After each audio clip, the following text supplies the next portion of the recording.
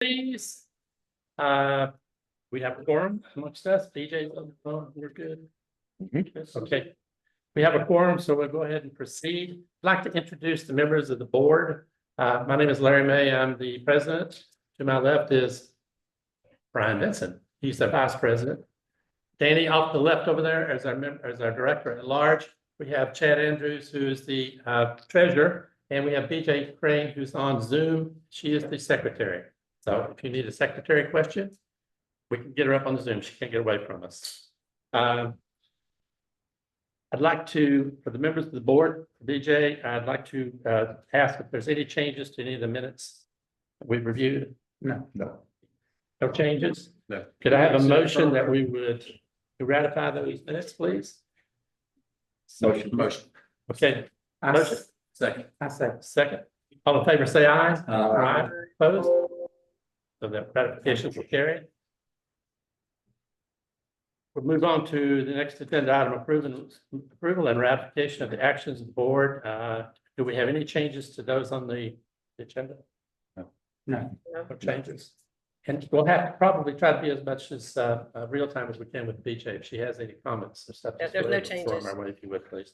So if there's no changes, do I hear a motion that we should approve or ratify the actions of the board that are captured here? Motion we ratify, approve. Second. All in favor, say aye. Aye. Opposed? Okay, ratification is carried. So we'll proceed on with the agenda and we'll go to next to the president's report. That is me. So moving forward on it. Hey, Bob, come on in. So the new board is up and running, and as usual, getting a process in place to accommodate meetings, communications, and the different schedules is the first challenge. But we're committed to work out the kinks so that we can carry on with the community's work. Continuing the efforts stated that started with the previous board, we will focus on the following efforts that you will hear more about tonight, plus some new ones that will be coming your way. The first topic is HOA Start. That's our new website and all of its capabilities. It's up and running and we need more members to sign up. That's my plug for doing that, please. The next topic is the road paving project. What's the latest timeline? You'll hear more about that later on in the meeting. Community access and all that entails. That likewise will be discussed. I would like to make a formal announcement that we are transitioning to a new property management company. Community Associations Management at Ocean Isle Beach, that's CAM OIB, has been awarded the contract and becoming effective 1 January 2025. They will be our new property management company. Working to develop our goals and objectives for the upcoming year. We're still finalizing those things. We will be posting them at the middle of next month, no later than, for all the committees and all the members of the community to see what our goals and objectives are from a board perspective. We are moving forward also. Starting out with, we want to continue the open board meeting schedule that we've had for the last couple of years anyway. Starting in January, it will be every other month. It'll be on a Thursday. We'll define those specific dates are, and I'll post them on the website so that you can see them. But it'll be every other month, January, March, May, July, and then the annual meeting will be again in September. All of our meetings, open meetings, will be at 7 p.m. and we will have Zoom capability for that. Few other things that you'll hear about in new business tonight, but overall, I couldn't ask for a better team than the ones we have now. Everyone has a voice. Some of us are very strong voices, and the energy and can-do attitude is fantastic to see. So please bear with all of us as we work through to get fully organized as a board. We look forward to the ideas, comments, questions, and concerns, and the caveat that some of us may take some time for responses, but we'll get back to you and we'll do our best to do our jobs here. That is the president's report. Okay, move on to treasurer's report, please. Treasury report. Obviously, we have here the copies of the August 2024. We have yet to receive the September, but hopefully that will be coming here by the end of this month. Copies have been made, of course. One thing I want to bring up is please remember to go to our website, HOA Start. You can instantly click on documents and forms. You can click on the financial reports, and you'll see everything listed for 2022, 2023, and then 2024. So you, in the last 3 weeks, you could have logged on, clicked, and seen exactly what the monthly report is for August. One of our goals is as soon as that report comes in, we want to instantly post it. The next thing I want to do is actually post more information.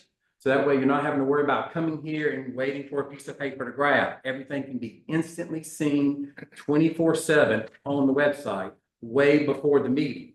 That way you have more access and more documentation. So that might, if you have any questions, that gives you some ideas to brainstorm those questions before the meeting. So you're not seeing something just instantly right up front. So we're gonna keep just a couple pieces of paper up here in case you forget to look at the website, but please remember that's there. If you go to the website, you could actually see that our current operation costs, you're looking right at 325,000. You got the ARC totals, which is a 282. Combined total assets right now is 607. And that's fantastic because when you combine that with our reserves, you're looking right at almost 1.5 million. Exactly $1,496,000. So we're getting so close right there for that's a great threshold. Current year is doing fantastic so far. Maintenance so far is under budget. This month, 2,800. Administration is under budget right now, close to 7,000. Operating over budget is just slightly right at 4,800. And when you do the math, right now we are actually under budget $4,800, which is fantastic. All right. If you have any questions, please let me know. Thank you. Thank you. Okay, we'll move on to the committee reports, please, and I'll start off with the ABC POA committee reports. These will be posted to our website as well, so I encourage you to look at them. So the ABC POA, so that's Judy's former committee. Now I inherited. Thank you very much, Judy. I appreciate it. So she hands me three good things. So these are pretty interesting. I think you guys will like these. Those are three major components that we're going to talk a little bit about tonight in the ABC POA. For anybody who doesn't know that, that's an aggregate group of the HOAs in the area here. They number was it 26 or 31, Judy, something like that. 32. These are all the major players in the area, so they're pretty connected with everything. But right now we're touching on three ongoing type of projects we're looking at. Previously, we've talked about the HOA legislation that the state of North Carolina has looked at. That's HB 311 and HB 542. Those are the legislations or the discussions that they're looking at oversight of the HOAs. I don't have anything new to report on those things. So where the committees are and where the state statutes and the legislatures are, there's not been any really thing more in the way of progress or not to report to you guys. The second topic I'd like to talk to you about is the Corporate Transparency Act. If you've not heard that, we talked about it in a couple of meetings, but the Corporate Transparency Act is a federal law that was enacted to combat money laundering and terrorist financing and other illicit activities. This was passed, and it's a Treasury Department statute that's covered through their financial crimes enforcement network. And what it does is it requires all businesses, small businesses, or those things that meet their parameters, which is just about everybody, and they're looking for the beneficiary ownership. That way people can't money launder. Makes sense, right? Well, HOAs are in the mix on this, and they've been trying all summer long to try to get away from this, to no success. There is a lawsuit currently in Virginia underway to try to get us out of that as an HOA, but so far not successful. And all that translates, no action for you guys, but for us it is as an HOA. Basically, all members of the board, we meet the criteria for having to register our information, name, address, our function within the HOAs and other information. We have to register with the Treasury Department, and all of us are going to be doing that. We have no alternative. The fine, it takes place, it's enacted. If we don't have this filled in and done, we get fined close to $600 a day starting January 1st. And up to $10,000 fine and several years in jail. So we've decided to get together and fill out the paperwork for that. Why? Good idea. Yes, we go through his money he just saved in about 15 minutes. So anyway, we'll be gathering to do that, but just to let you know, we're going to comply with that in case someone asks you. The third topic is one that we're all obviously sensitive to this into the community here, is the overdevelopment of Brunswick County. And we have an election underway, our process with early voting, and we've got the election overall on, excuse me, November 5th. But anyway, the ABC POA has been doing all it can to stay as current as we can on the different political positions that the board, the commissioners are taking on this topic. And they've spent a lot of time lobbying with them, trying to get the development, which is probably many of us, I think, would consider to be a little bit out of control with our infrastructure capabilities and all that. But they've been trying to influence them to try to adopt a slower growth pattern. And we have posted or will be posting tomorrow on our website their findings. There's a couple of PowerPoint briefs on there that they will walk through the process. And really what it is we're trying to influence the county commissioners to slow the growth in Brunswick County because it's exceeding our infrastructure capabilities, our roadways, basically everything. So I encourage you to look at our website for that. Give me a chance tomorrow to get that uploaded and I will do that.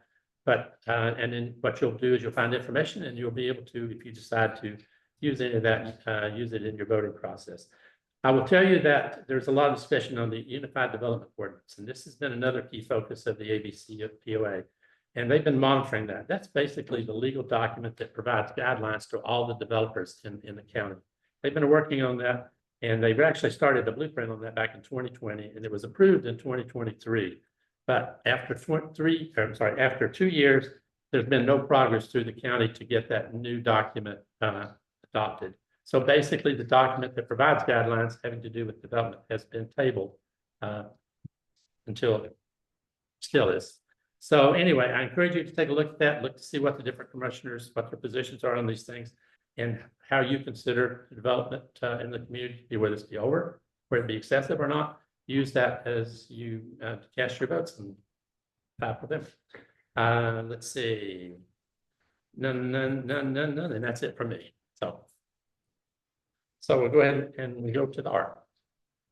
And Mike, you're up. Good evening, I'm Mike George, I'm the chair of the ARC. Right now, presently, there are 43 homes under construction in various stages. The homes under construction paired with the occupied homes total 217 once they're completed in the neighborhood, which represents about 46% of our community being filled. We're getting close to that 67%. Since mid-September, the ARC has conducted 5 pre-construction lot walks. Basically, we meet, count trees, tell them what they can and can't take out, where they can put their porta-johns and stuff. We've done 4 final inspections where we go and check to make sure everything's done correctly. The houses aren't the easements, stuff like that, not over impervious. And we've approved plans for 6 new builds. And we got 2 in the hopper as of this morning. Waccamaw, under our direction, has issued several warning letters to builders and residents for violations of ARC guidelines. And when needed, we send additional letters imposing fines involving any type of guideline violation.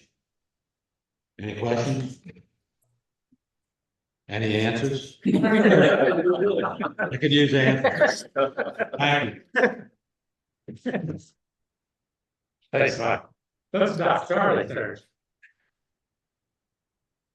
Good evening, Charlie Collins, Chair for the Boats and Docks Committee. Our current ongoing activities and project status. The boat ramp, we're continuing to monitor the condition and the usage of the boat ramp to ensure it remains safe and functional for the community. This includes regular inspections for any signs of wear, damage, or debris that may affect its accessibility. Boat storage area, monitoring of the boat storage area remains a priority with regular updates on the number of field spots and rule violations and maintenance needs. Activities projects completed since last report to the board. Boat storage area occupancy. Out of the available spaces in the expanded boat storage area, 11 spots have been filled. The inside of the gate and the front is filled, and then the back storage is also full. Notably, 2 of these spots are being utilized by the same homeowner, which constitutes a violation of the association's regulations, and a notice of violation has been issued to the offending party, and a timeline for resolving the violation and towing the vehicle if necessary has begun. Volunteer mowing of the front boat storage lot. The front boat storage lot was mowed thanks to generous efforts of volunteers Scott Reed and Tom Jenke. Their contributions helped maintain the area's cleanliness and appearance at no additional cost to the HOA. activities and planned to start within the next 6 months. Boat storage area striping. We plan to complete the striping in the newly expanded boat storage area to improve organization and safety. However, the decision to resurface the area is still pending. Maybe we may find something else about that later. And a timeline for that project will be decided once a determination is made. Power washing the boat ramp. The concrete portion of the boat ramp will be power washed again to maintain its cleanliness and prevent the buildup of algae or debris, ensuring safe access. New signage for boat storage area on the asphalt. Will add clear signage outlining the parking rules, regulations for the expanded boat storage area to avoid any confusion and ensure compliance among users. And we'll continue to monitor the boat ramp and boat storage area ongoing of these monitoring of these areas will continue to ensure they remain well maintained and address any issues as they arise. Budget issues, we have none. Reserve budget issues, 2024 task and reserve budget, and no additions or removals of the committee membership. That is all. Thank you, sir. Appreciate it. Okay, next up, Clubhouse. Yes, I'm reading that. All right. Obviously Carla is the chairperson. She's not here tonight, so I'll read that. Current ongoing project status. The two sofas purchased from Wicker and Moore Furniture is showing defects in the painted wood frame. The manufacturer has been contacted and is awaiting the matching paint and supplies from them to set up an appointment where they'll come and patch up the two pieces. The committee will meet next week, hopefully, to hang artwork in the clubhouse and determine what else is required. There are no budget issues at this time. Thank you. Communications.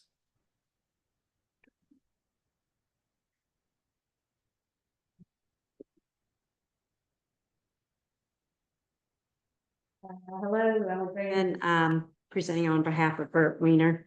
Communications projects completed since the last report. Our HOA Start following the annual meeting, our new website, HOA Start, was launched successfully. Activities, projects planned to start within the next 6 months. Also dealing with HOA Start, we're going to continue to load new users as required. If anyone in the audience here hasn't registered yet, we do have instructions up here. You can take a paper. We're going to integrate with the ARC and other groups into the website. We've held one information session and we're going to hold a town hall on HOA Start and its functionality, especially regarding the new calendars and processes to reserve the clubhouse. Implement new BOD and committee specific email addresses and capabilities. So that's what we have planned with the HOA Start website. And then with Facebook, we're going to continue to monitor the member only Facebook group.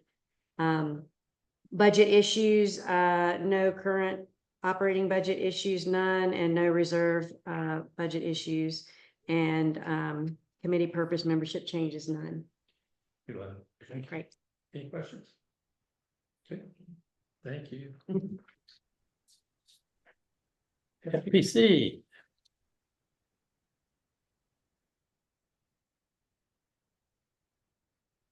Good evening. I'm Dave Sharetto. I'm chairman of the Financial Planning Committee.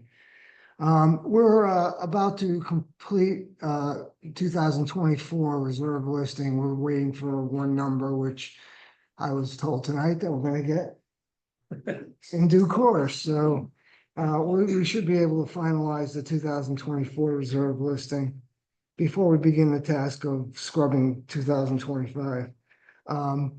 As part of expanded role that the Financial Planning Committee has undertaken, we're about to begin a process of creating a long-term financial plan for the community. This is in conjunction with the board and their strategic plan. So once the board completes their strategic plan, we will work with them and move forward with developing a financial plan for the community or for the longer term. which will include exploring our alternate sources of revenue. And, yeah, it's been a long process to do that. There are a lot of legal, a lot of our own bylaws and covenants that restrict us from doing things, but we're working through that. One very important thing that we're doing is, last year I rewrote the charter to sort of encompass what we're planning on doing with the committee going forward. And I found out a very interesting fact that there actually are term limits on the FPC. I never knew that. But it's a 3-year limit, 3-year term limit, okay? As such, I'm coming to the end of my second term. So I've been doing this job for 6 years, and it's hard to believe it's gone by that fast, but in accordance with that, we've increased the number of our committee to 6 members. And as such, I'm gonna resign from the chairmanship at the end of January, which is at the end of my second term. We're working with we will work with transition, and I will stay on the committee as long as we continue to transition to a new chairperson. And I will remain on the committee in a consultative role going forward. So you're not going to get rid of me that fast. Thank you very much. That's all I have. Thank you.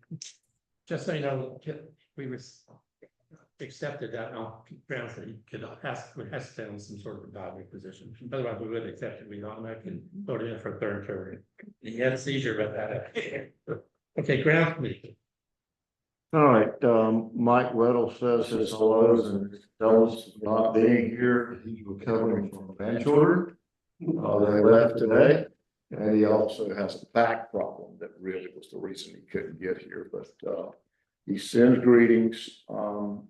The current activities for the grounds committee is replace damaged sprinkler heads, repair pipes broken by trucks, imagine that, replaced defective valve at the water park. We had our first major valve failure this week on the water park, and thank goodness for all the records and all the information and all the things that we have diagrammed to show where these things are, because we had a whole leg of that system down.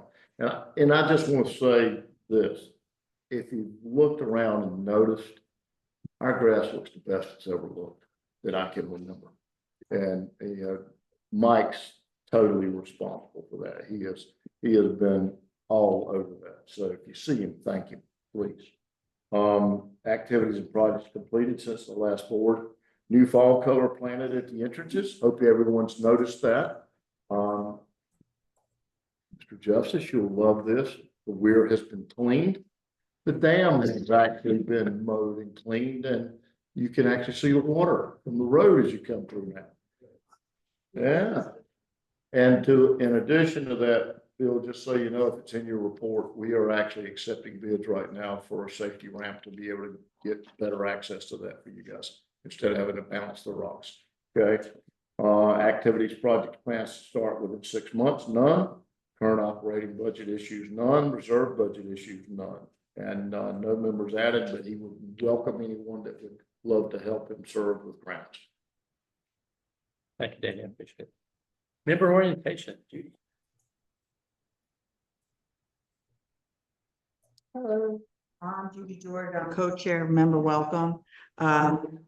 We just had our 6th biannual event on Tuesday. And my report says, by the time you read this, we will have had it and there'll be more details. But I will tell you, we had 18 people, 9 households represented, very successful evening and very good feedback. Our next set of projects is to get ready for our event in April 2025. We have no budget issues and no changes right now. Thank you. Thank you, appreciate it. Okay, on to fence. Yeah.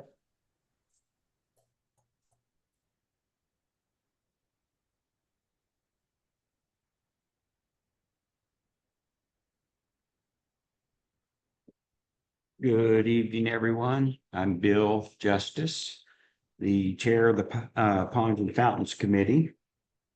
And this report covers from the annual meeting September 14th to tonight, October 24th.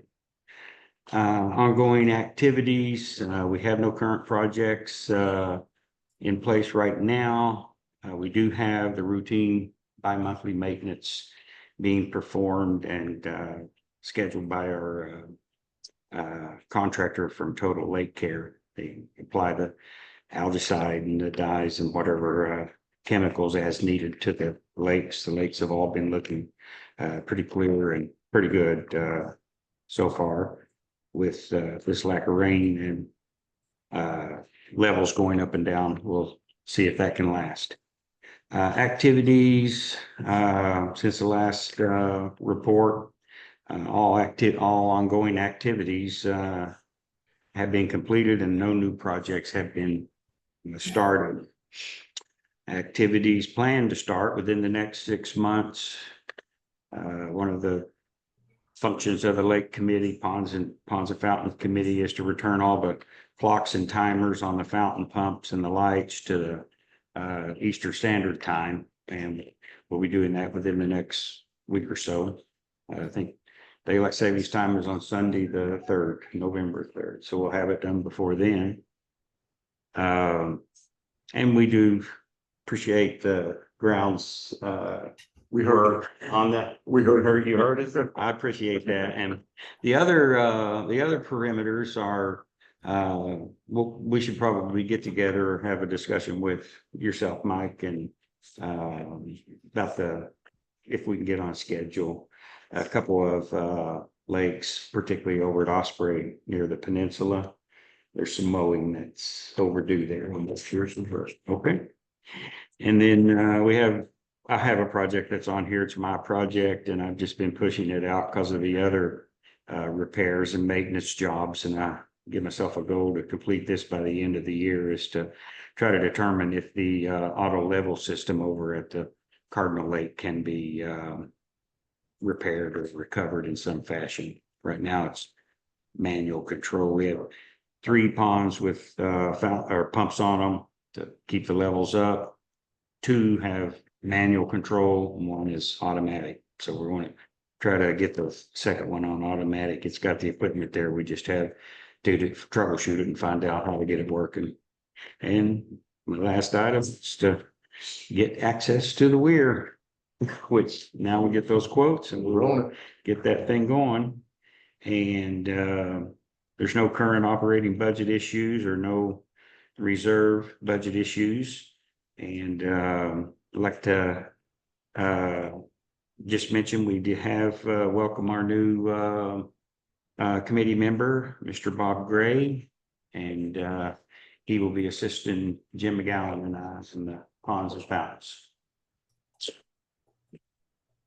Your tour. 2 or 3. Just thought of that. Safety preparedness.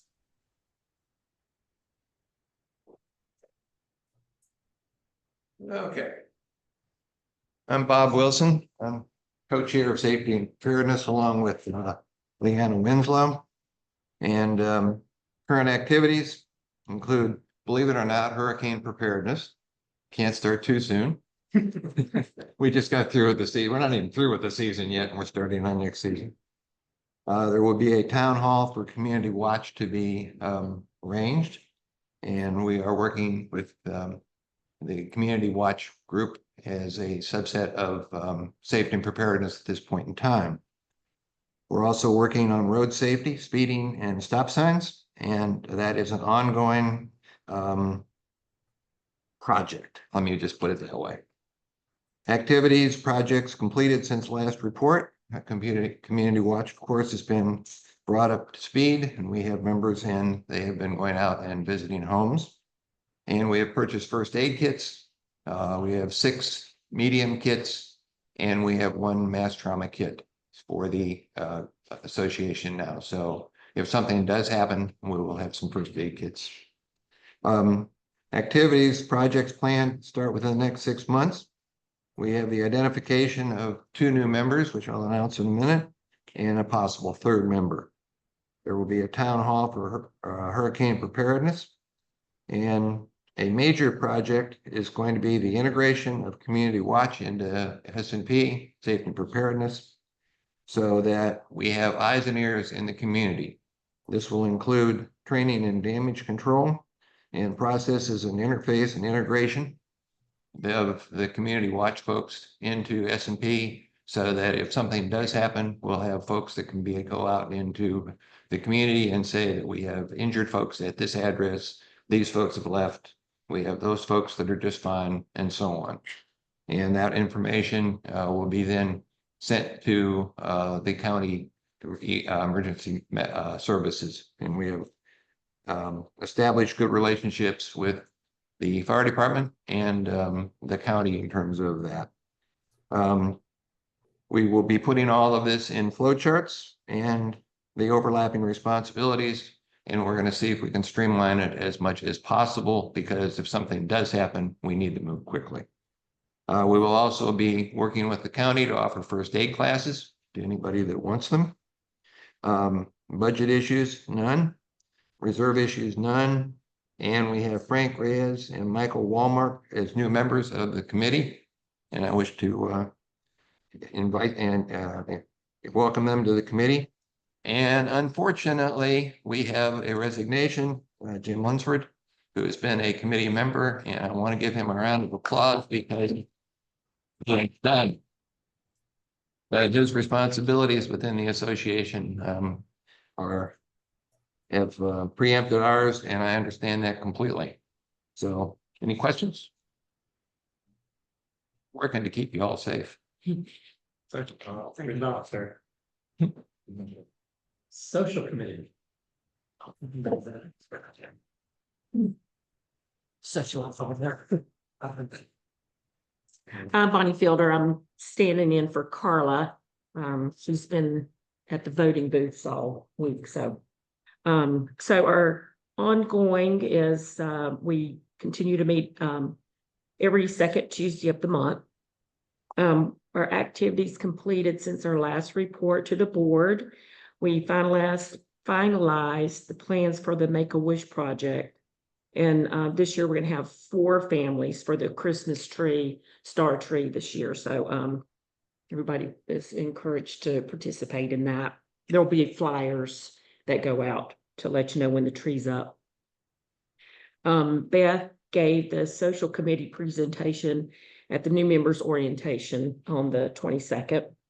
Our activities planned to start within the next 6 months are the next event is the Halloween party with live music on the 26th at 7. Costumes are optional, and I think there's going to be prizes, but I'm not sure. Yeah. So the trunk or treats. How's that go? Hello, is this thing on? All right. Is that good?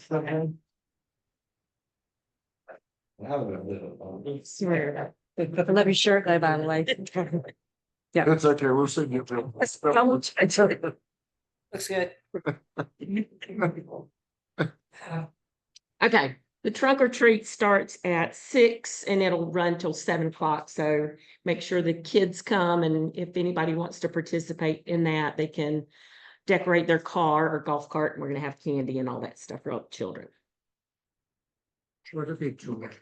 What? All ages of. All ages, that's right.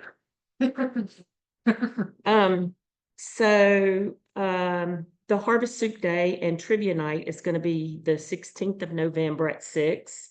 Bring your favorite soup to share. There'll be a $5 charge this year, and that'll include a personalized Oyster Harbor mug. Those are pretty, by the way. And there will be prizes for the trivia.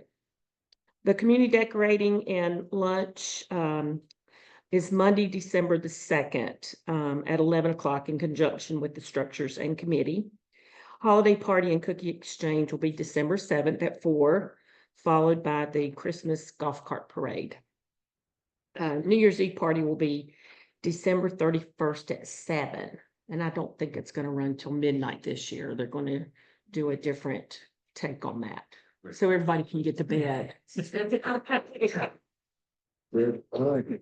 7 to 8.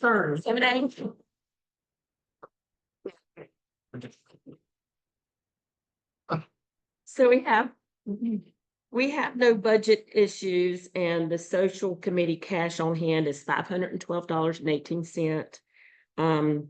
We have, as of 8/31, we have $1,314.70 in our budget. We have a new committee member, Margaret Gray. And that's all I have. Awesome, thank you. Thank you. You got no budget. Can you vote? Sorry, I hope it didn't break. Got yours.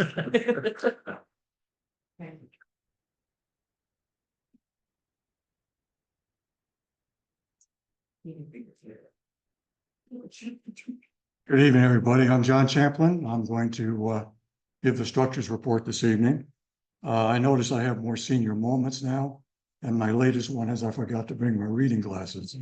But I think I think I'm okay, Danny. Yours are probably better than mine. The things we've done that are significant since the last report. We got a report that the lights at the pickleball court were not going off properly. Scott Reed took a look at that for us and found out that they were okay, so they're in good shape as far as I know. We had a door at the entrance to the pool storage room that was deteriorating at the bottom of it, rust and so forth there. Bill Puglisi proposed that we put a kick plate on that door, and he did, and it looks pretty good. And we talked about replacing that door. I think that would have been about $1,000. $1,400. The kick plate cost $80. So we've forestalled for now replacing that door. We may have to do it eventually, but at least at this point in time, we saved the community some money.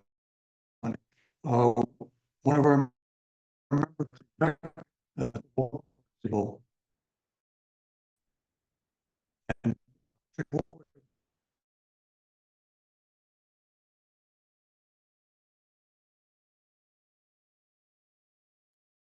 a lot of time repairing that. It's fine, it goes in the right. Let's see.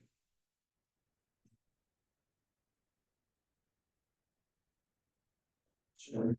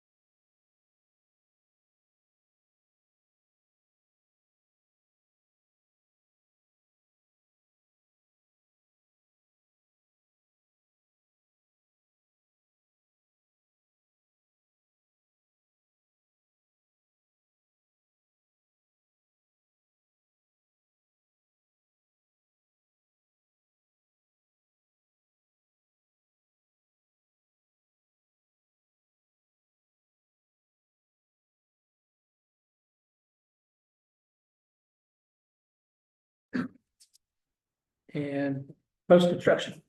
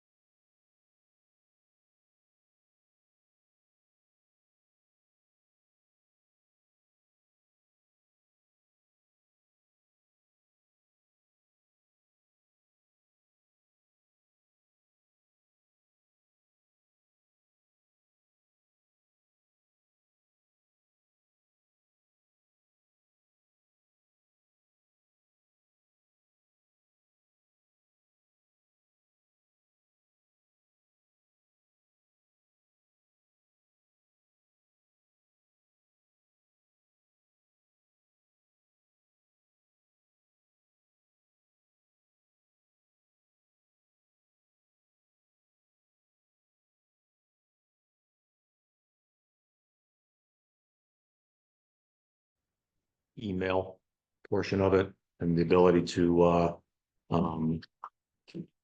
write over what somebody submits. So I'd like to get with you with that.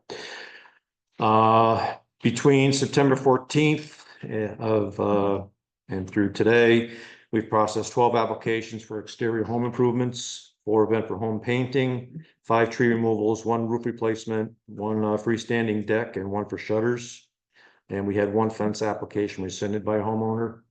I just want to put it out there that if you're going to have any outdoor home improvements to your home, whether it be the same color paint, roof, whatever, you still need to file that application so we can go out and make sure things are all in line with the ARC guidelines.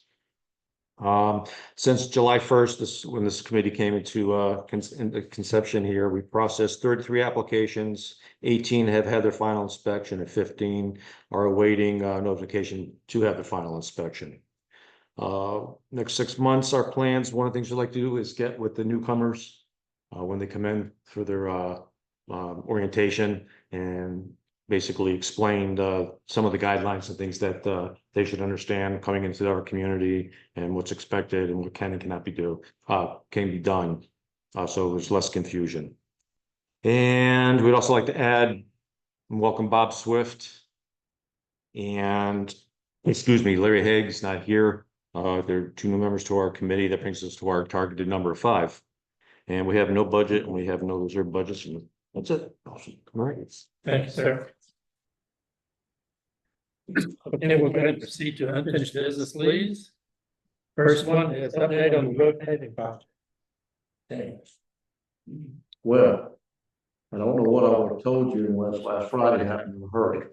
Our contractor, Highland Paving, called me last Friday, made me aware that one of their road crews, one of their highway paving crews, schedule changed, and they're going to be able to bring that crew, which is a lot larger anticipated movement here than we thought initially. So a lot of residents have come to me and said, well, we're going to get advance notice. We're going to be told which roads we're going to be on so we can divert and go around and get around the construction traffic. That was totally the plan until last Friday. He now tells me he's going to be on site tomorrow at 9 o'clock. Crews will start coming in on Monday morning. 2 days, he's out of here. Oh, so just hang on. If you see them, I'll try to give you as much notice as I possibly can. They will be going over each section. Let's just example, Redfish. The proposal was a leveling course. That leveling course will happen. They will flip around immediately and resurface that road in the same day. So all of this that we expected to drag them for weeks is not going to drag them at all. There will be one section that'll be a follow-up, and that's the entrance. And I'll explain why that is. They're going to start from if you come in the entrance, we got 2 concrete stamped areas. They will start from the second stamped area through the gate all the way down Oyster Parkway to Oyster Bed, and then the projects that we have outlined for those. And those will all be completed in 2 days. So all the shoulder resurfacing with some dirt will have to happen. That'll be follow-up. And then I wanted to announce to everyone tonight, the board has, we've tried to be very diligent with your money, our money. And because we saved $100,000 in the overall expected cost of the paving project.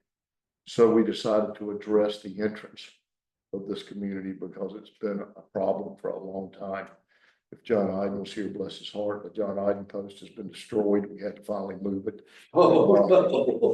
Tractor trailers have just constantly, even last week, we lost 2 sprinkler heads. They just constantly are turning, and it's not really their fault in defense. The entrance is just not wide enough. So we are going to widen the entrance of our community by 6 feet on the entrance side.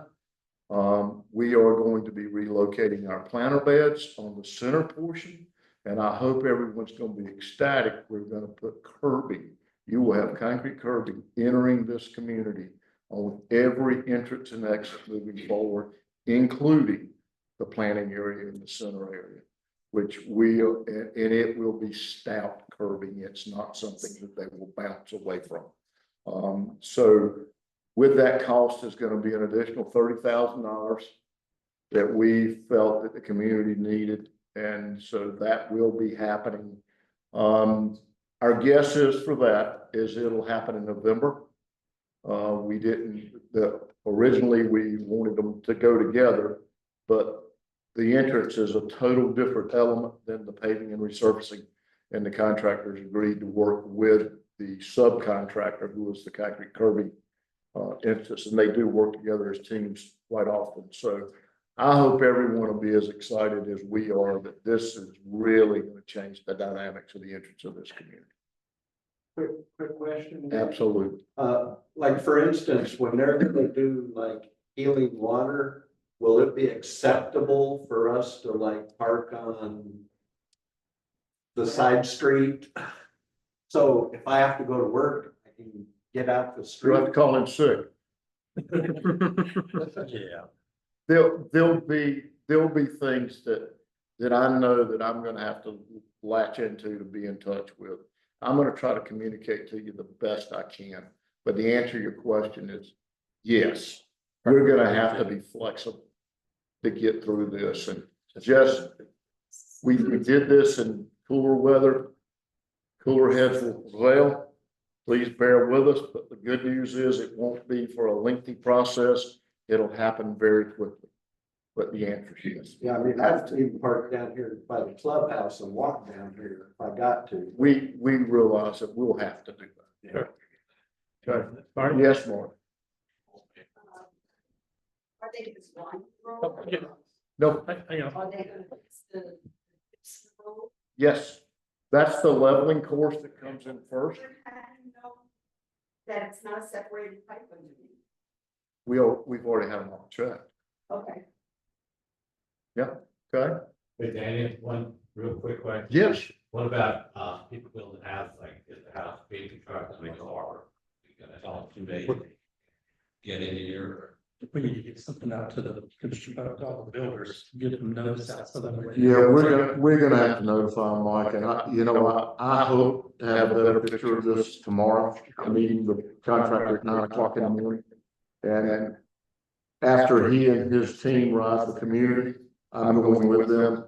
And I should have a better plan for their scope of what they want to do first.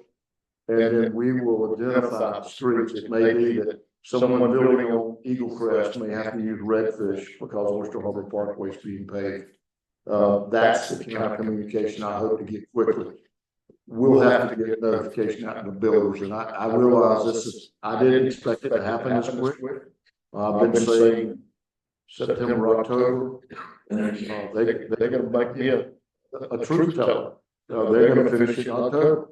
So, I will communicate to the community as best I can. Please just bear with us, but it won't be long. So watch for blasts and things, I mean, with information on this stuff coming out, Facebook and everything else, so. Hang on, Bob. Yeah, this is a question for Zoom, but before we do that, anybody else out here that has a question, we need for you to come up and give your question here. So the people on Zoom and here, I just wanted to mention that, but let me get the question here. That fall paving of several streets, heard from several residences that the paving will take an additional 1 to 2 feet each side of the existing paved street. Numerous residents have irrigation pop-up heads close to the paved road. This will be an added homeowner expense to relocation underground irrigation pipes. Guess it will be too late to relocate those underground sprinkler heads. I guess the question is that correct? Or are they taking No, 1 to 2 no, feet? it's not correct. So that's not correct, so this would not be an issue. The miscommunication is the streets will remain the same size they are now. There will be dirt that has to come in 2 feet over the edge of the street. If you know, we're putting an inch and a half of asphalt. So we're raising the height of the elevation of the shoulder. So that dirt will go back to level on the side street, 2 feet wide swath on both sides when it comes through. Your sprinkler heads, you may have to adjust them up, but we are hoping that we don't have any damage to sprinkler heads. We also understand that if there are, that we will have to address them. Okay? All right. All right, so hopefully that addresses the question from the folks, on, If they ask anything but back, I'll bring it back Absolutely. or direct it to you. Okay. All right, and if anybody else for this or later, please come up here to. Get you next, Bob. Go ahead. Yeah, so if we're starting to work, I'm Doug Kelly, if we're starting to work on Monday, we have to know what the final cost is, what is it? You say you save 100,000, you spend an additional 30,000. That money's not been assigned from the reserve, or there was a figure in the reserve that hasn't been updated since July. You've got to know what the figure is. What We'll know what it is. We've known what the figure is for months. We'll know, pass it over to them. But yes, what we're doing now is waiting when the announcement came in with the interest change, you'll have a total figure from paving and the. So there's been no change in the roads that are going to be paved. It's what it was originally. That is correct. Oyster Harbor and Four Waters. That is correct. Okay, but you know, so you know what the total is for the amount of paving, not including the concrete. He does not. He does not get the actual figures. The planning factor has always been $600,000. We're also just $3. So that's on the reserve part. We can expect no exact contract dollars, but we're not gonna be off that much. So no, there's no concern on the dollars right now. Understood. Bob. And we have made interest on that money for as long as we could. Yes. Sure. Okay, just to clarify, you're meeting with them tomorrow, but paving does not start until Monday. That is correct. All right. If on Harbor's Edge, Oyster Bed, and the streets that are passed down there, when they start down Oyster Harbor Parkway, are they gonna be doing one side at a time or the entire road at a time? And if they are doing the entire road at a time, are we to get over on the berm? How are we supposed to get by? What is the? Tell you that tomorrow. Would you give me a call? I can't. No, you can look at Better your yet, email. we'll send out a message so everybody knows. Yeah. Including us. So. Until I meet with them on what their plans are, I don't have a good answer for you, except that, yes, there will be an answer. Yes, there will be an answer, and presumably we have access in one or They're gonna block anybody's driveways, you know. These people do this, on a major level, okay, so they're pretty sensitive to all this, yeah. The only thing that I would tell you, and all of us have been exposed to that through life, if when you go down to a paving job and you see where there's been liquid asphalt put down the road because they're getting ready to come back, I would not suggest that you pull out into that liquid asphalt and call me and say, I need you to clean my car, because we're not gonna do it, okay? But that is gonna be part of the process. They will be going down as an adhesive to the existing pavement after they clean it. The liquid asphalt will go down just like you see on the highways. They will be paving one section down. They will divert traffic to the lane that just got paved, and they'll move over and come back up the other side. So how long do we have to wait for that part? You go down my side, how long do I have to wait? Probably every bit of 15 to 20 minutes.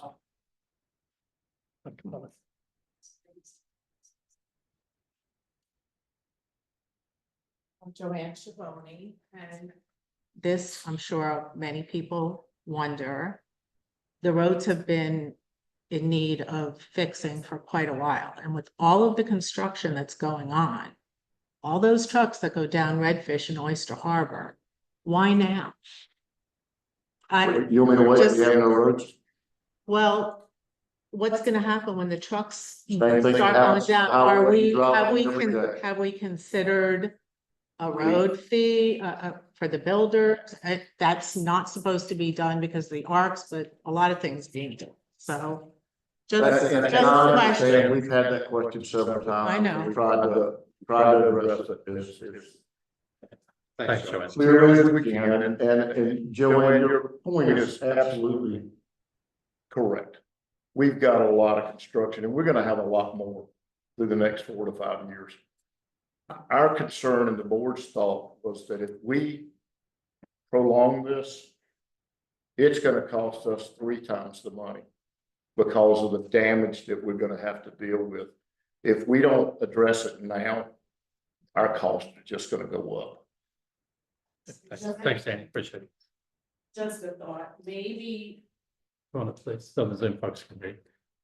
maybe after a road is done, we could somehow, I don't know, just a thought. Have the heavy trucks go a different way to get to that house. For instance, if it's all the way at the edge of Redfish, maybe wait to do Eagle Crest. I don't know, I just feel like all of the construction. I know, I'm just saying, after you pay and spend all of that money, fee unknown, to fix a road, maybe, I don't know, Okay. another. I don't know, Well, it's a okay. hard question. It is a Yeah, hard and I question. appreciate the- It is a hard question. Thanks, And Please. I will. It's an important expense of this community, so we've tried to look at it as closely as we can. But the one thing that I will say is to address that is if we do not repair those sections now, all of us have driven these roads and watched them continually get worse. If we should be grateful that they've survived 20 years. And we can also be grateful if they survive another 20. And that's our hope. That we have done our expertise, we've examined the roads, we've checked for the low areas, we've checked for compaction, we've checked to see everything we can with the best knowledge that we had, and that was the direction. Thanks, Danny, appreciate it. Now you want me to go to the next one? Yes, okay, the next topic is update on stormwater drainage project, Danny. All right, this one should be quick. 99.5% complete. We have some areas to address. I hope you've been pleased with what you've seen, what it showed with some other exposed areas. I will tell you the board has had to go back and look at 2 specific areas in the community that have changed over time for that 20 years. And we actually found where we did not have a drainage system in place, which was a design problem originally from Four Waters. If anybody's gone down Healing Water, Four Waters Drive, you've seen the pond that grew there in the big heavy rains. We are addressing that, so just stay tuned. There are some follow-up works to be done, but very minor. Thank you.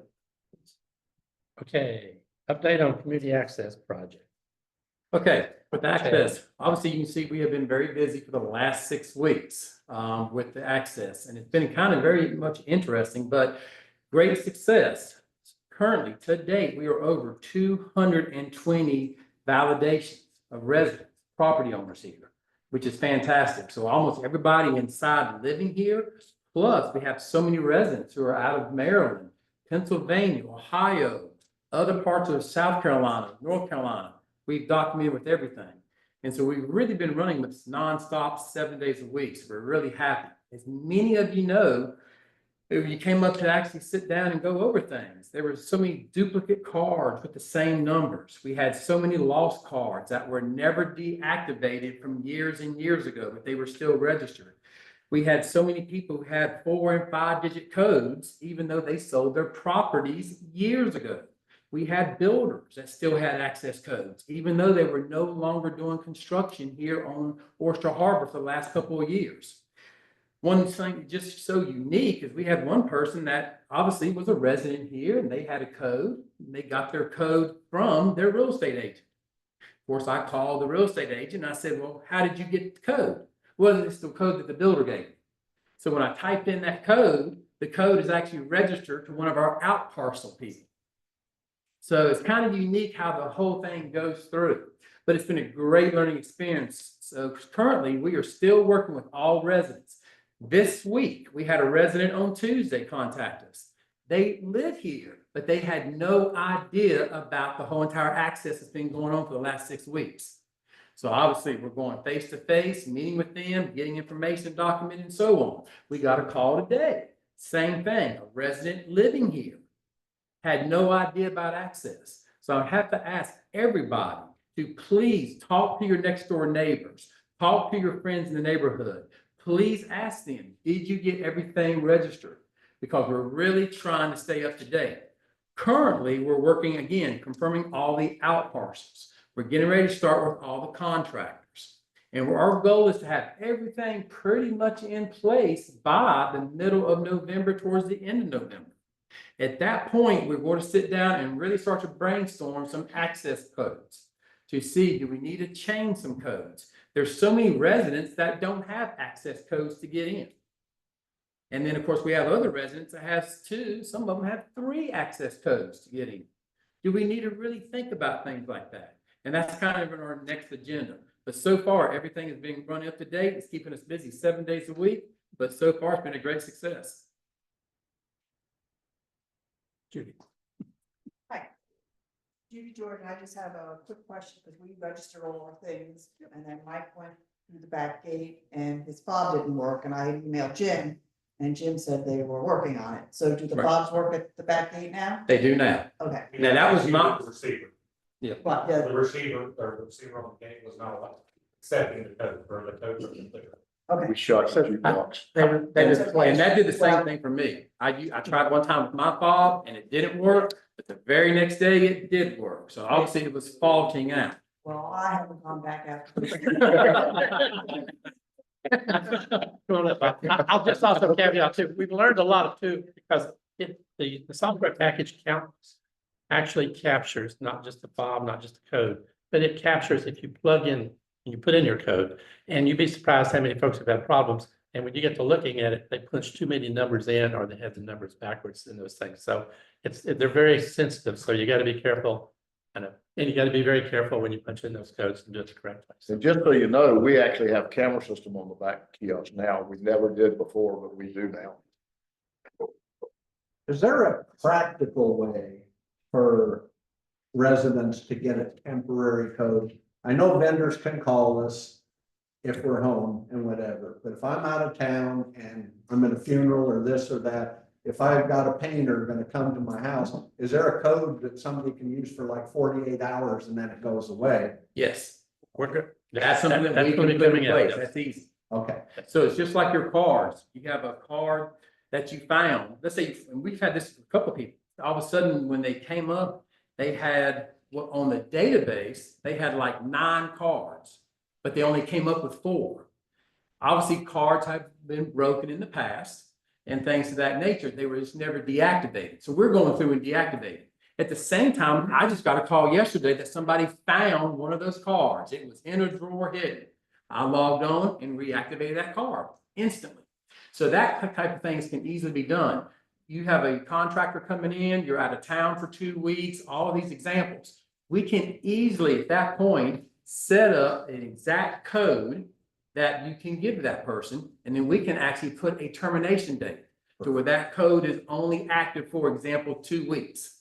And then the system will automatically cancel that code regardless. Now, if you say, oh, by the way, I said 2 weeks, but I'm going to be out of town really 3 weeks, no problem. We can reactivate that code. So there's tons of flexibility with this. Okay, thank you. It's very similar to what happens with the respective session of committees such as the arts, those things. Those will be issued the standard way that they always have been. So these are just making it better for the individual property owners. So, but like I said, more to follow on that. I think That's it. questions. Okay. Okay, nothing on Zoom.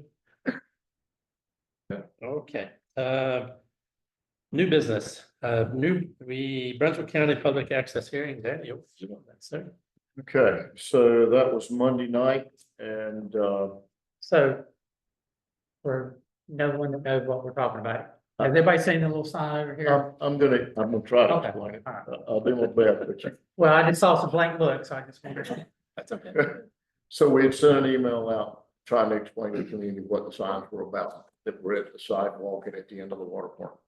And what that was about was the area past the end of the street, the 45 feet of unclaimed property that goes to the waterway.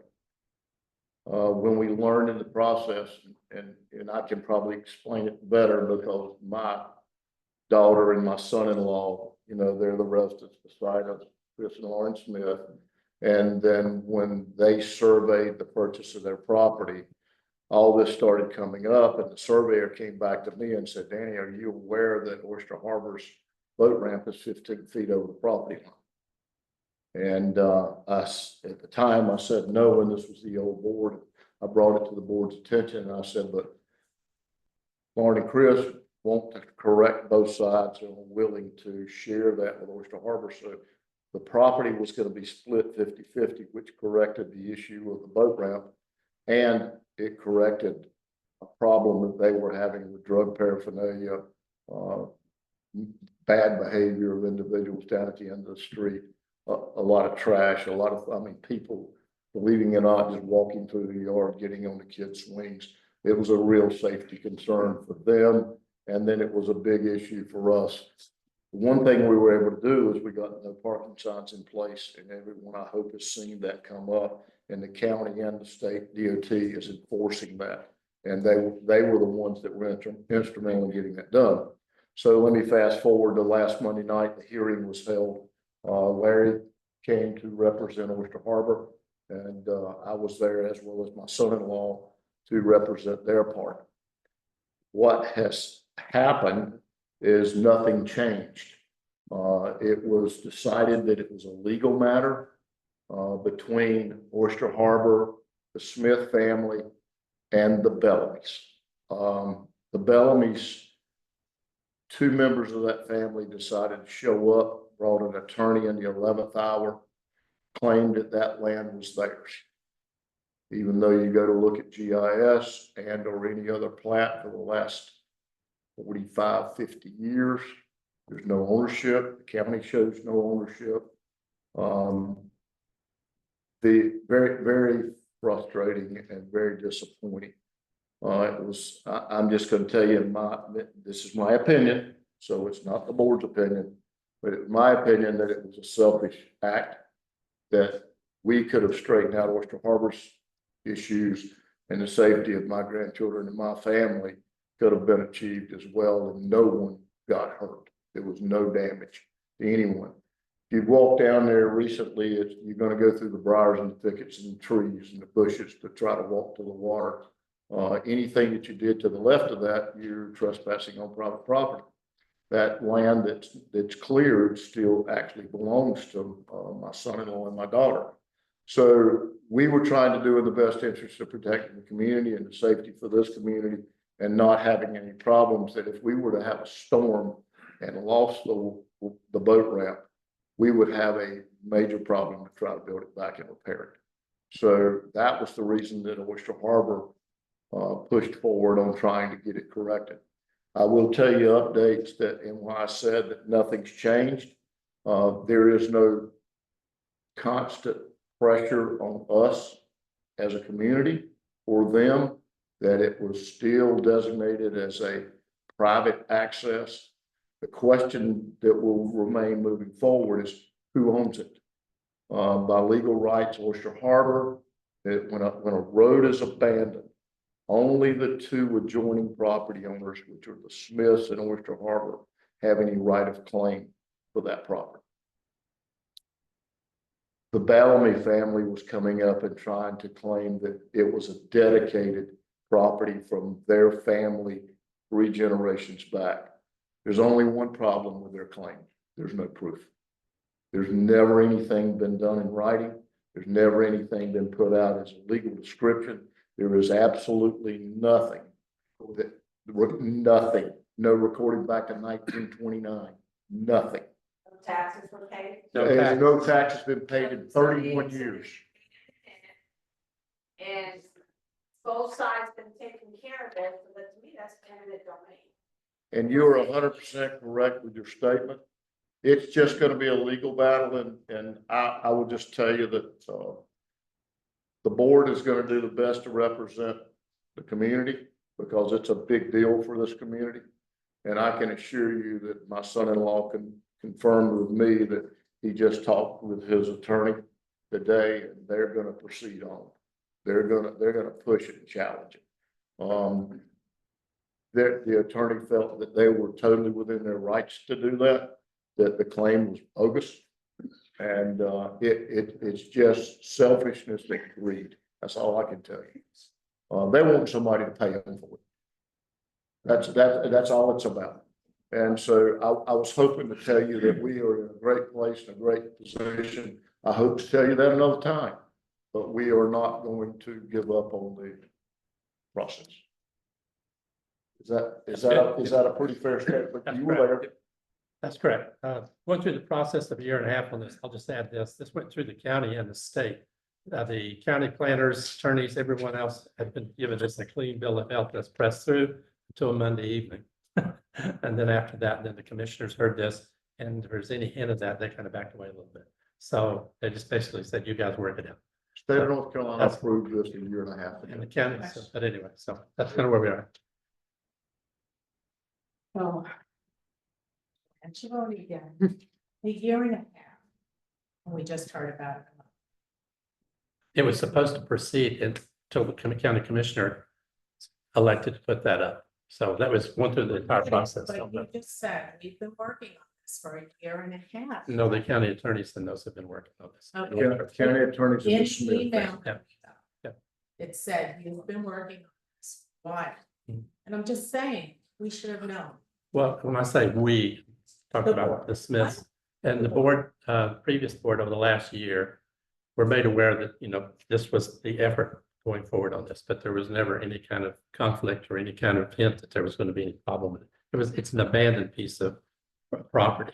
So the meeting on Monday was for the county commissioners to decide if the road would be designated as the end of the road. It would be private, not public.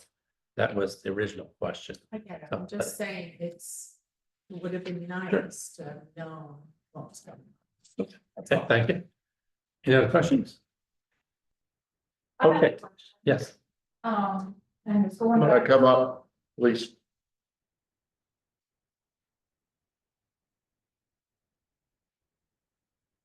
It's about the president's report. You said in the beginning, and I didn't want to interrupt. But you said Walkman Management's not gonna be our management company. Correct. So, I mean, I don't know if I missed an email on that, or is that something that y'all just do without sending something? And I may have missed it, but. I No, mean- this sent out as the announcement for that, and I'll cover that in new business. Oh, Yes, coming up next. Next time. okay. And then the other thing I had a question about is the curbing that you were talking about before. I mean, that sounds great. I think it'll really enhance the community a lot. But are there certain things that we're not supposed to know about until it's already approved and sent through, or? I mean, that's a pretty big expenditure. I mean, the roads and the curbing has been a topic. I didn't of- know about the curbing. I knew about the roads we're talking about getting repaid, because they are, certain roads in terrible condition. So we've talked about it in previous open meetings. So as far as the curbing, so- I can defer to Dick, Rio and Dick. I'm not gonna ask you to come up, but I think, if I go back to the original plan that the previous board had said was over 14 years ago. For trying, so this has been an ongoing thing for a long time. And so, just remind me, how much is the curbing, the curbing part gonna extra? $30,000. Throughout the whole community? No. Just on the, Entrance. just the entrance area? Yes. Which we could get it. for the- And that That would includes, be wonderful. that includes the paving as well. It's just not the curving piece. It's for Okay. widening the entire front entrance so trucks can pull in without driving over everything in the world. And it's gonna kind of straighten it up some too, so the Oh, trucks will yeah. have Oh, a yeah. straighter So I agree. track totally through with that thing, but yeah. Right, because I got behind an 18-wheeler and it. It's impossible. Yeah, I need that on. Good. Alright. Thank you. Okay. Let's move on to new business. Which is where we already are. Walkman management contract was expiring the 31st of December. Previous board, we reached out with requests for proposals to multiple property management companies. We requested their inputs to those requests. They provided them. We interviewed, had meetings with them, and we've had elected and have voted on in the previous board to select a new property management company. And that is CAM at Ocean Isle Beach. They will be starting, as I mentioned earlier in the president's report, the first day of January 2025. We will have a representative here, a property management representatives from that organization here twice a week. They will be here Mondays and Thursdays. They'll be on site from 10 to 4. The functions will be pretty much the same as we go through this. And we're in the process of transitioning all the details as far as financials, all the records and those things as we speak. So that's, we have a problem with us, discussing the actual total cost, which has been a real concern for the community in the past. About no. Yeah, I think this is huge for everyone. The new negotiated contract with our management company, I think I've heard for 2 years about the billing that we get for the ARC separately versus the admin billing that we had from Waccamaw. That is no longer the case anymore. They will be doing the admin for the ARC and the admin for the community at one price. There is no billing per hour. There's no extra billings. There's no extra trying to figure it out. It's all one bottom line price moving forward. Well, let me add a caveat to that though. There, as with any contract, if you go outside of what the contract holds, there will be additional charges for that by the hour. So basically, if they do administrative work where they're actually driving to a site, providing extra support, let's say at the annual meeting and such. So you pay $1 an hour, hourly cost for that, for driving any kind of additional stuff. But it's going to be a much more simpler contracting approach and billing process for us. So anyway, Marty. And while she's coming up, I'll add this. Contracts is a 2-year contract. So it's 1 year and then with an option year. So many of the contracts, we're trying to keep to a 2-year amount. So that way we have better ability to monitor and change where we need to. Anyway, so Marty, go ahead. I just want to know, you said it's a 2-year contract. Correct. Are they going to be doing everything? The way Waccamaw is doing now, like the ARC stuff and. Yes. So they're an administrative property management company, just like others, just like Waccamaw, just like the other folks, property management companies that submitted their requests. Well, we had them once before. No, it No, isn't. this is different. This is CAM. We had CAMs. Yes, yes. Okay. This is So, different. Marty, I will tell you too, if anybody remembers, Brenda that used to work for Waccamaw. She got fired because she didn't do the job. She will be our on-site person.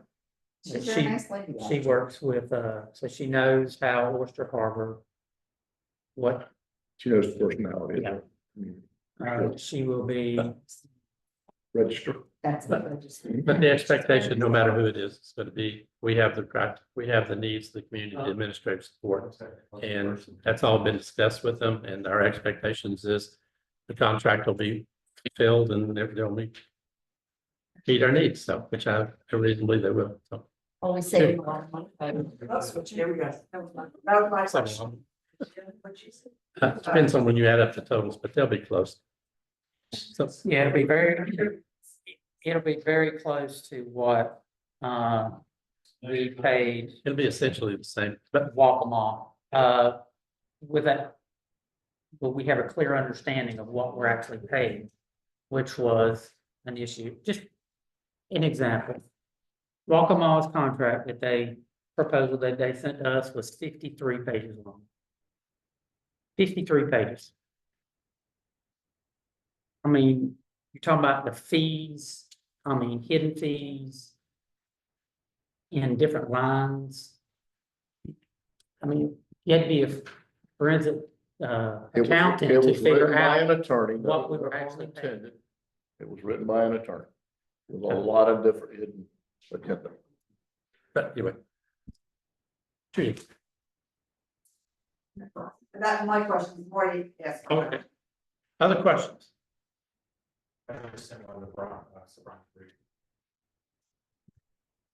Okay, so who were the 3 companies that we interviewed. I'm not going to divulge that. I will tell you that Walkmore was one of them. Well, why wouldn't you divulge that? I'd have to talk to them first. So, Huh? sorry. I would have to talk to them first. So Okay. they were welcome. The other, property management companies, yes, out of Wilmington. So. But I'm happy to talk with you offline on that. But I would have to talk to that company to see if it was okay. So, sorry, I mean, I'm not familiar enough to say yes or no on that. I'd have to ask them first if they would. So. Say.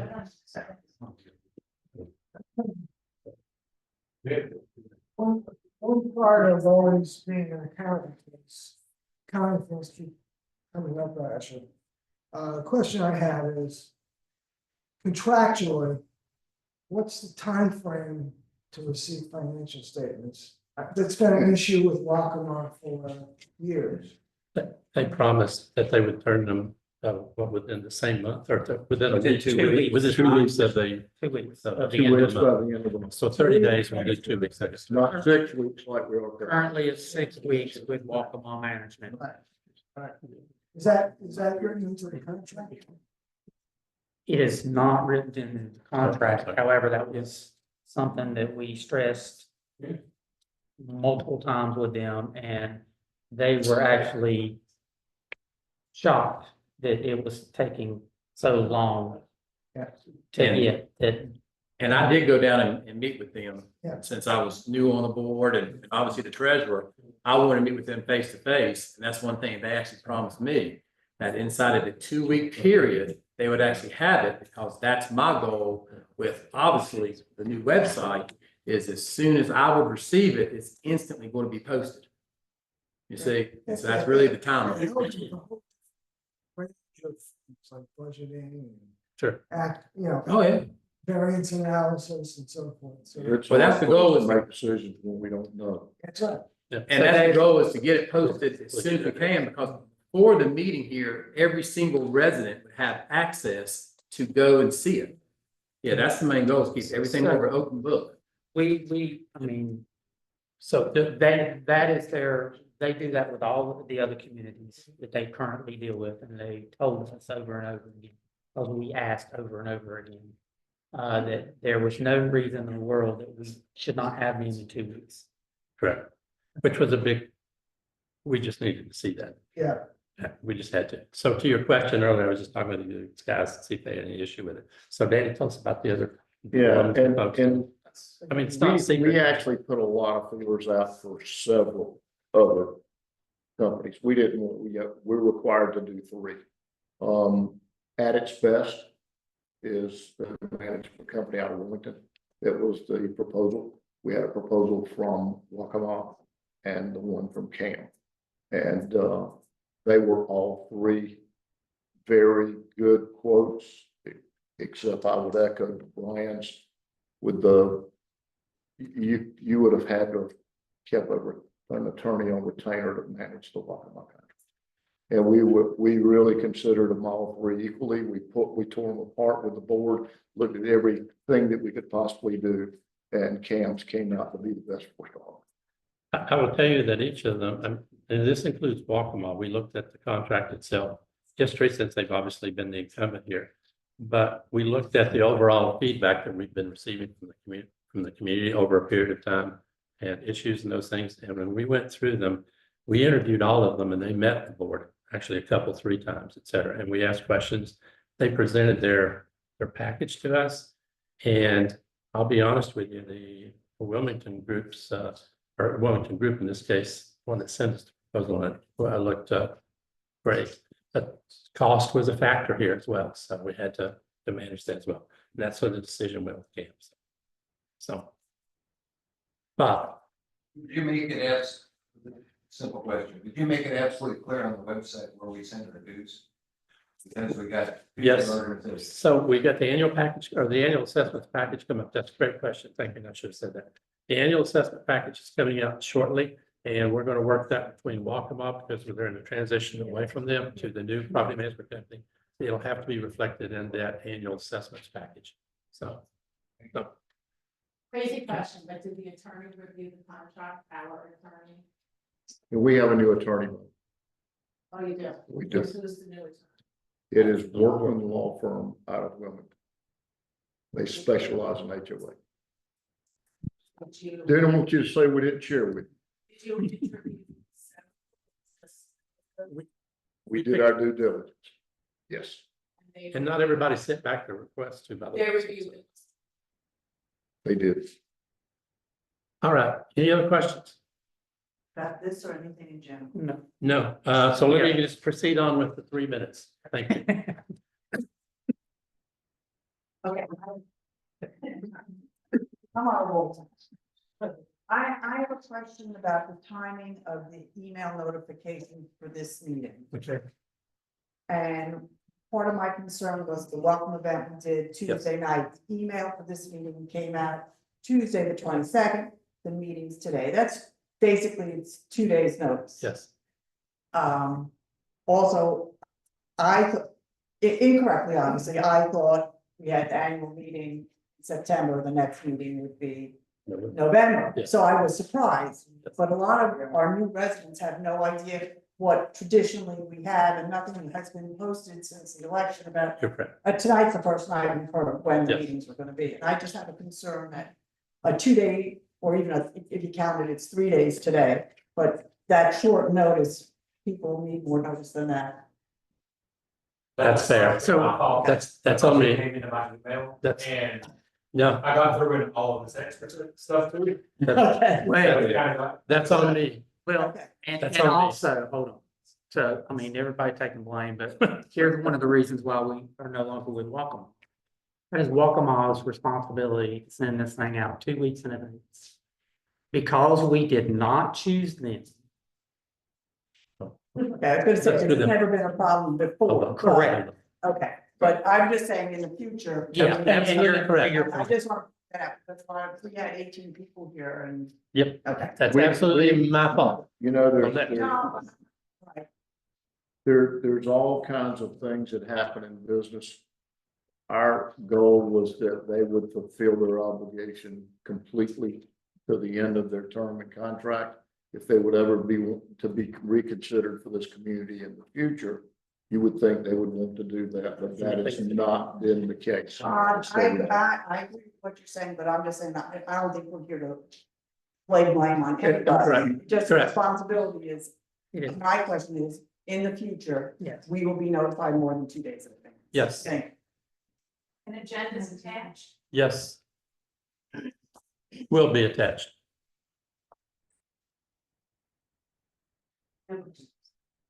Three minutes? Are we pretty well Maybe done? half. No, that's okay. I've had it. Bonnie. Last one. Okay. So it's about the roads Yeah. and the paving. Yeah. So I remember at the last meeting that we were informed that y'all were looking at paving the roads.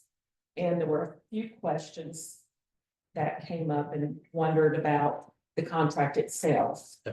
And who did we interview and what other two that you're responsible to get the bids from? What were they and what were those prices? And did we do our due diligence? And we just need to find out about that. This goes back to the previous board. My answer to that would be yes. Dan, if you have the specifics on the previous, I mean, Well, who those people were, because I don't recall. okay, so. But I mean, we started this back in January. It'll be nice. which is why I said that. You better be nice.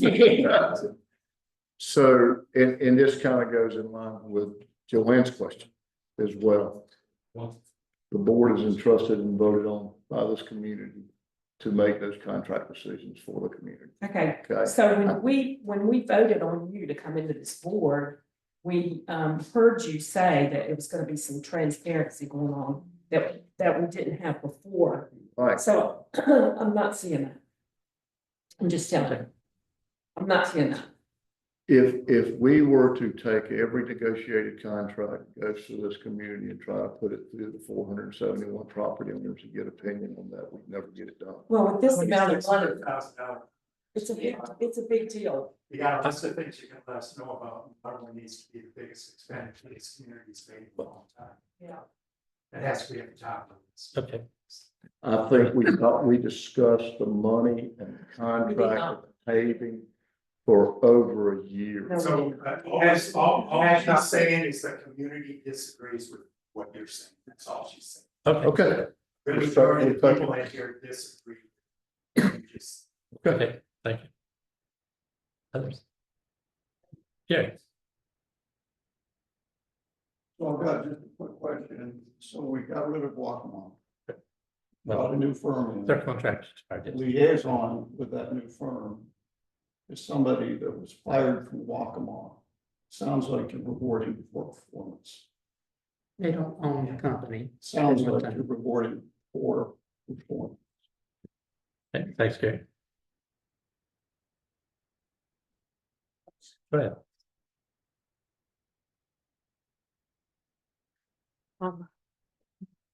As far as for any bids, not just the roads but for any. I believe you do not have to tell the amount of each bid. But you should definitely be able to tell who you interviewed, the names of those that you interviewed. Well, and he gave the other one. That will- No, I'm just Right. making a Right. comment. That's true, and I talked to them, yes, we agree to that, yes. So who were the three? Cam, Waccamaw, and the other one was. No, the roads. I'm sorry, Well, the roads. both roads and. Well, the other one was the to be, what was the name? Well, when we announced the bids for the paving, and I please. Happy to give you those We, names. we announced all three bids with the people that we bid through when we announced the one we chose. It was Barnhill, it was Legion Paving, and it was Highland Paving Company. We announced that in the open meeting. It was all No, you did discussed. not. And one more thing, I just want to say.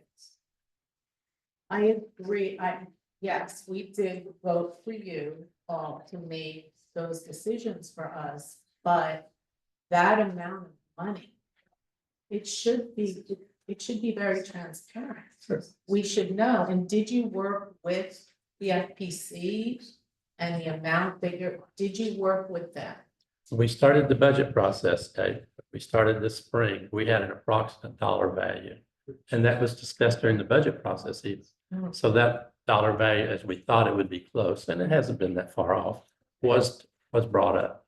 If you attended the budget meetings and you heard us. This started in May.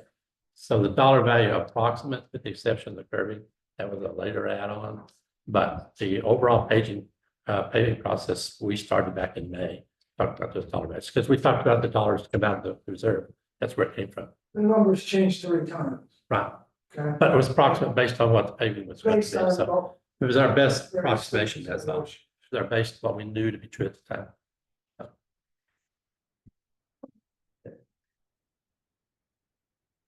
Okay. Nothing else, nothing on Zoom? Okay, then I move that a motion, we go ahead and end the meeting. Motion. Adjourned. Second. All in favor, say aye. And that concludes the meeting. Thank you all very much for your comments.